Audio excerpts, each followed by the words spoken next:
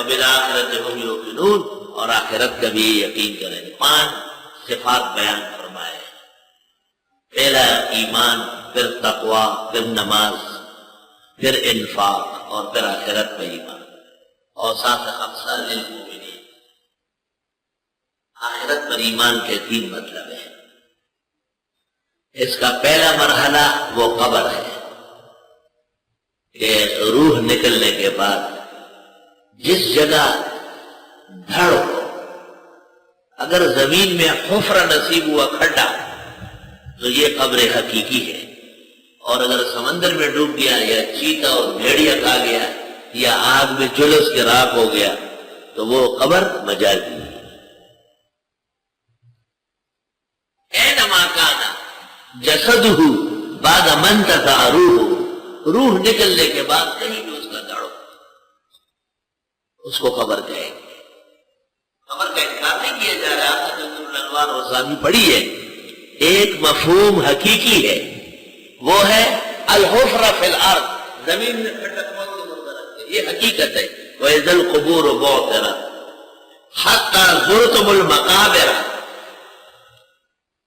چیتے کا پیٹ اور بھیڑیے کا پیٹ یا سمندر کی لہریں تھوڑی دیکھی جا سکتی، لیکن دنیا ہے، نظام عالم ہے، اگر کسی کو یہ حقیقی قبر نہ ملی، کیا وہ عذاب سے بچ جائے گا؟ کیا اس کو راحت نصیب نہیں ہوگی؟ تو محدثین و مفسرین نے فرمایا کہ جب حقیقت متعذر ہو جائے تو مجاز کی طرف سے رجوع ضروری ہے۔ بعض ناعاقبت اندیشوں نے اس طرح سے حقیقت کا انکار کر لیا کہ یہ قبر سے مراد یہ قبرستان، یہ قبر نہیں ہے، بس جہاں بھی ہو، یہ غلط بات ہے، یہ اول مراد ہے، یہ حقیقت ہے۔ اذا مررتم علی القبور، قبروں سے گزرو تو السلام علیکم کرو۔ مر رسول اللہ صلی اللہ علیہ وسلم بقبرین، آپ 2 قبروں سے گزرے، لا الہ الا اللہ۔ یہ کتابیں اصول فروع آپ نے اس لیے پڑھی تاکہ قرآن و سنت سمجھنے میں آسانی ہو جائے۔ تو پہلا مرحلہ آخرت کا وہ قبر ہے، اب القبر اول مرحلہ من الآخرہ، آخرت کا پہلا مرحلہ ہے۔ اور قبر میں روح اور جسد کا اتصال بأي معنى كان وبأي مفہوم كان، ہم اس کے کم و کیف میں نہیں پڑھیں گے۔ حیات کا معنی ہے اتصال الروح بالبدن، ہم حیات کے قائل ہیں، کیا مطلب؟ نحن نعتقد بأن الأرواح بعد انتزاعها تتصل بأجسادها، حیات کا یہ مطلب ہے۔ ماذا انتزع روحه عن جسدی هذا میت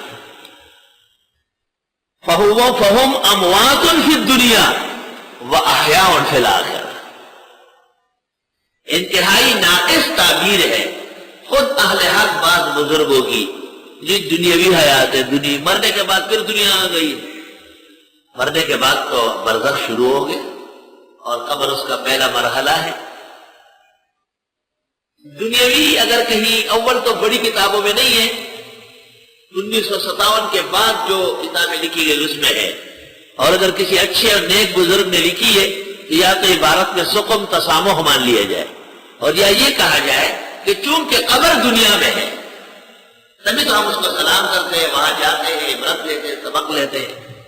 شاید اس دنیا میں وہ کوئی قبر کی وجہ سے بزرگان دین نے حیات کو حیات دنیاوی کہا ہے، ورنہ حیات دنیاوی کہنے کی کوئی وجہ نہیں ہے۔